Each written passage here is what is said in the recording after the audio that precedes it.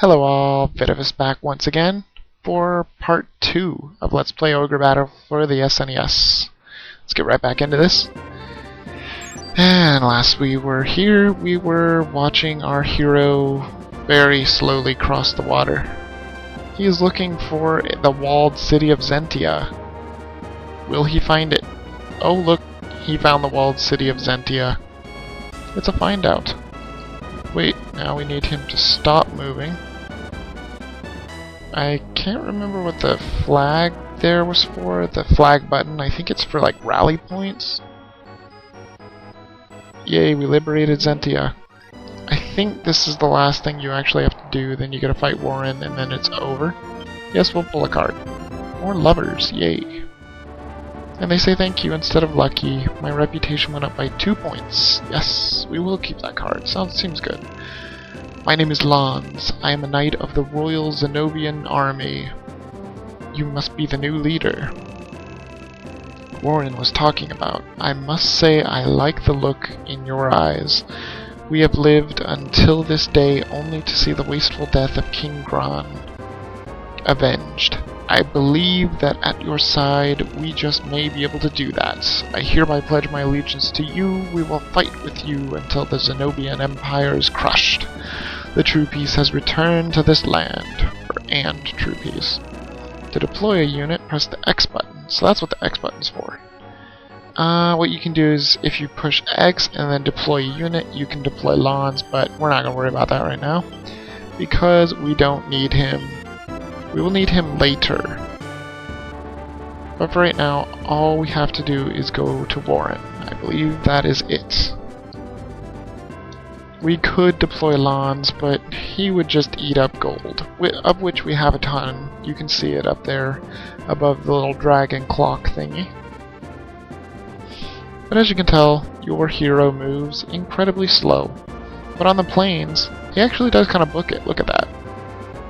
And then he hits the forest and lag central. He's going to cut through the mountains again, which is incredibly slow.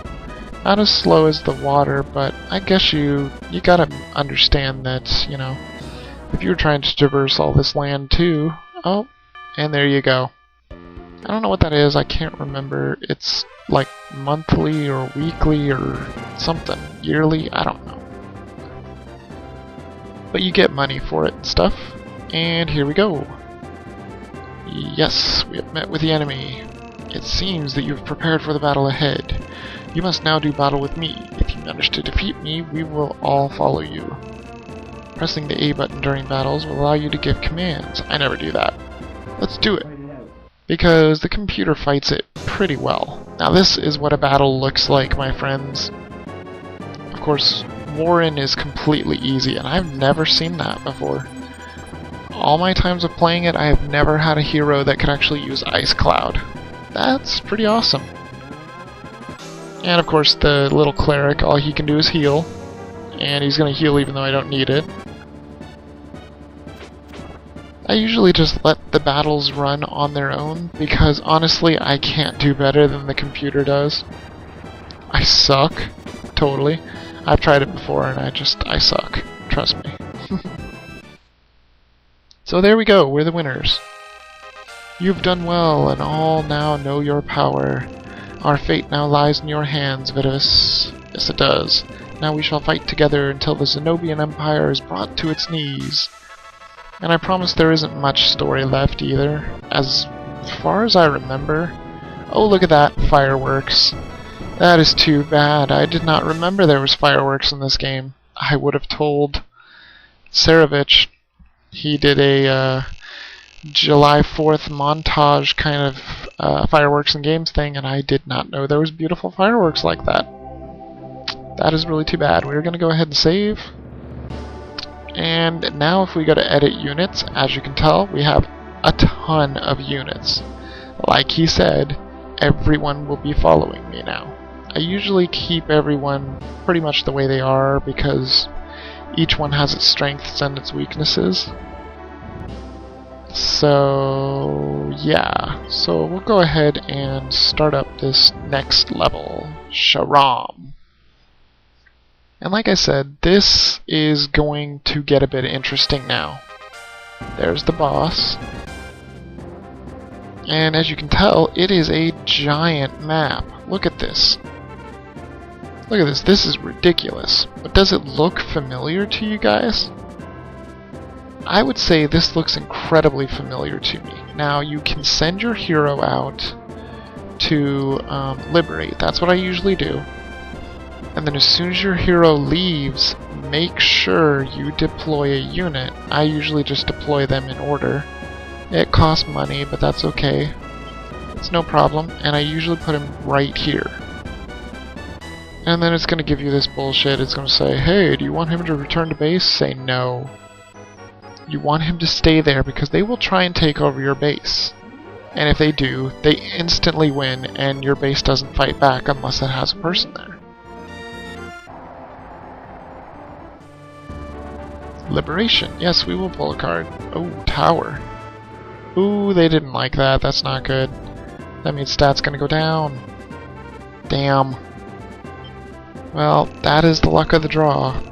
You can buy items in this town. Just select any unit who is stopped here. You'll see an item called Buy Item, or an icon. Try it and see. But be careful about buying too much. You may go broke and not be able to deploy your units. Should I repeat that? No. This isn't the only shop. You'll find them in other areas too if you look. So we could go ahead and shop, which I'll go ahead and look. They have cures and heals and bell, whatever that does. Dinner Bell sends one unit back to the rebel base. Okay. Revive, that's like the only useful one, and then summons. Mass summons sends all friendly units to the location of the opinion leader. Okay. Well, we don't need any of that right now. Like I said, I know how to play this. We're not going to go up there now. We're going to send our leader to here. He will liberate that, and we will send Lawns. You always do this too, I've noticed. Always send your strongest character to where your leader just was, and then just deploy the next unit. He's cheap because, I mean, as you can tell, it's not very many units, but his Hellhounds are actually really quite strong. I was going to do this again, just say no. His unit is finished moving, he's going to guard the base. And pretty soon now, we should be seeing our first enemy.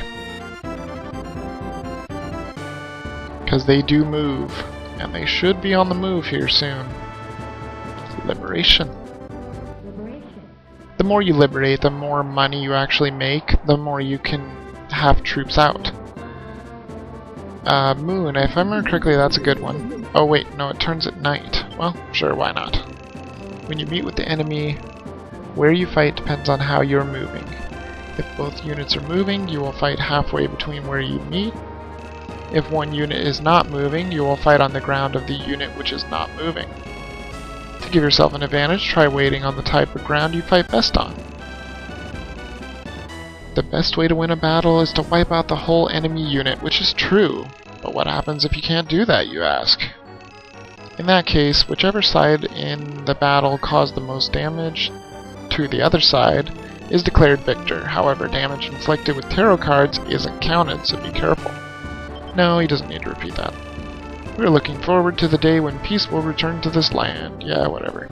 Generic city comment A. We're gonna go ahead and liberate this temple, and then we will go ahead and tell Lawns. It would be really freaking hilarious if he ended up walking across the water to get here, but I don't think he will. I don't actually even think they can. We may not have to worry about the rebel base anymore. I really don't think we do. Because now that we have this city right here liberated... Oh, look. We met with the enemy. Look at all those enemies. Oh no, this can't be good. Oh, painful. Oh, painful again. Dang. Ice Cloud. Seems like it hits every enemy. It's not all that useful, though. Very weak.